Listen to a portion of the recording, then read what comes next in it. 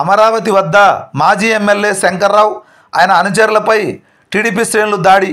ఇక పూర్తి సమాచారం మేరకు పల్నాడు జిల్లా పెదకూరపాడు నియోజకవర్గం అమరావతి మండలంలో ఉద్రిక్తత వాతావరణం చోటు చేసుకుంది.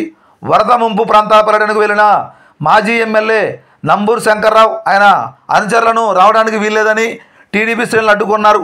దీంతో టీడీపీ వైసీపీ కార్యకర్తల మధ్య ఘర్షణ తలెత్తింది.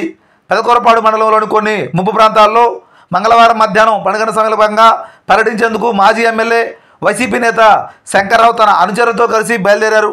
ఈ నేపథ్యంలో 14వ మైలు రాయి వద్ద టీడీపీ శ్రేణులు వారిని అడ్డుకునే ప్రయత్నం చేశారు. ఈ క్రమంలో ఇరు వర్గాల మధ్య ఘర్షణ వాతావరణం తలెత్తింది. పెద్ద సంఖ్యలో టీడీపీ శ్రేణులు అక్కడకు చేరుకోవడంతో ఉద్రిక్త పరిస్థితి తలెత్తింది. శంకర్రావు ఆయన అనుచరుల కార్లపై కర్రలతో దాడి చేశారు.